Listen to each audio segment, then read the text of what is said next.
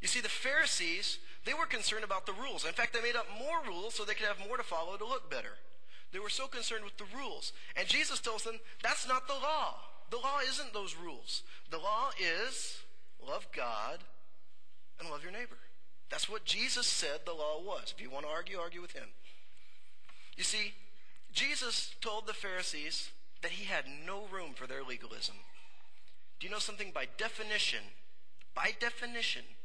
legalism has no room for love. Love cannot exist in legalism.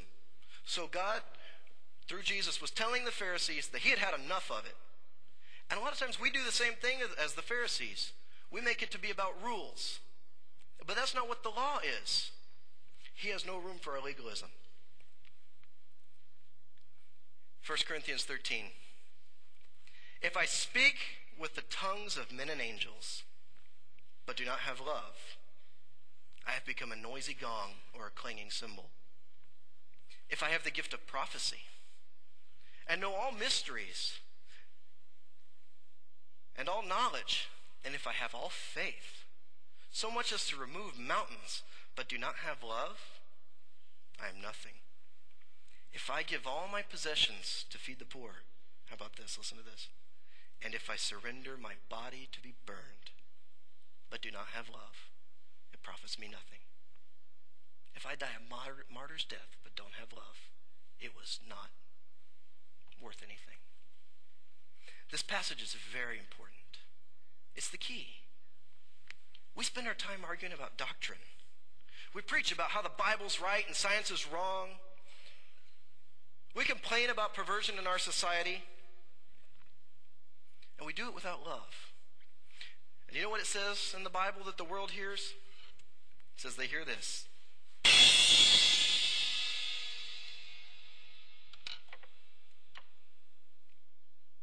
Why do you think that revival isn't breaking out in our city? Why is it that McAllen isn't coming to Christ? I'll tell you why. We think we're reaching out, but all they're hearing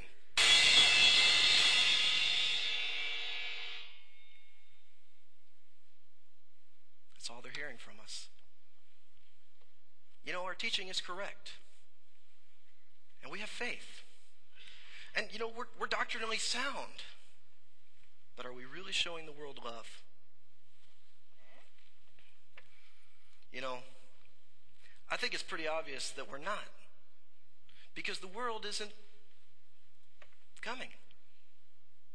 You know, you watch TV and you'll see every day they're talking badly about Christians, right? You agree with that? You know, a lot of them, they don't have anything against God. In fact, a lot of them are looking for God. But instead of hearing God's voice, they're hearing a clanging cymbal. And that's why they talk badly about Christians. Because we failed to show them love. So what is our testimony?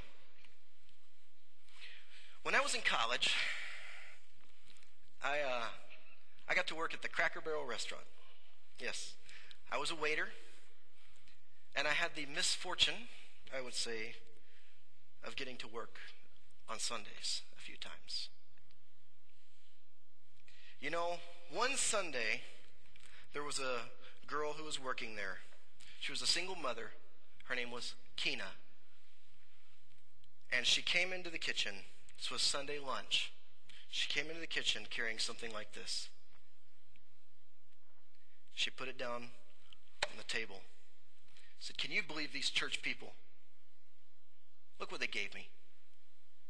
How do they expect me to feed my kids with this? I'm trying to pay rent, and this is what they give me."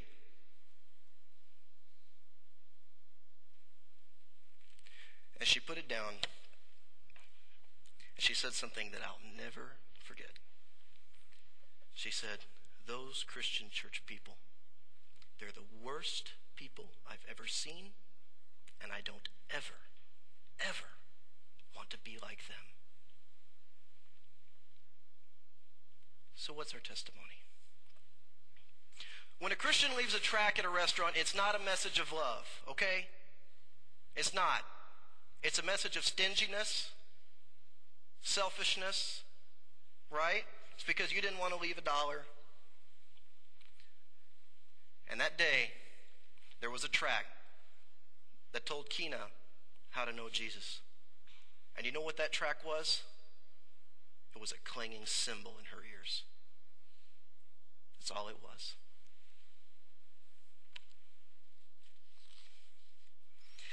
But you know something? I beat on that cymbal, and it sounded pretty bad. Every Sunday morning, Cliff Ranson sits over there at that drum set. And I think he's got about 7 cymbals over there. And he plays on them. But instead of noise, you hear music. Did you know that I can go to that piano, and I can bang on it, and it's going to sound awful? And Anna Marie can go sit at it and play music. Well, what's the difference? It's the same piano, right? Same piano. Has the same keys. I would be playing the same notes. I'd be playing A and C and B flat, right? And those notes were even in tune because that piano is tuned regularly. What's the difference?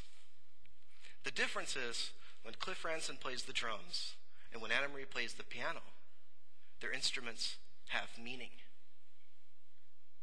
They're not just noise. They have meaning. You see, it's the same way with our doctrine. It's the same way with truth. It's the same way with faith. It's the same way with prophecy. It's the same way with martyrdom, as it says in 1 Corinthians. You see, love gives them meaning. Without love, they're meaningless, as it says. Let me tell you very quickly about another group of people that used to come into the Cracker Barrel. They were a group of bikers. They wore leather, they had their chaps, they had their do-rags, they had beards, they had tattoos, and they had great big crosses on their back because they were Christian bikers. You ever seen any Christian bikers? Now everybody wanted the Christian bikers at their table. Every waiter said, "Give me them, I want those people." Why? Because it was a different testimony. They were kind to the waiters. They were patient with them. They gave good tips. They talked to them. They told them funny stories. Everybody wanted to wait on the bikers. But nobody wanted to work on Sunday after church. I remember one of the bikers gave a coin to one of the other waiters, and it said, "Jesus loves you" on it. And he had told him, he said, "Keep that in your pocket, and whenever you get out your change, you'll remember that Jesus loves you." What's our testimony going to be? That was a better testimony. They weren't the ones you would expect it from, but it was a better testimony. We see, love gives meaning to our message for one reason. Because God is love. You see, doctrine without love is doctrine without God. Accurate Bible teaching without love is just good morals. If our choir gets up here and sings and they don't have love, it was just a nice concert. And if our church doesn't have love for the community that we live in, we're just a social club.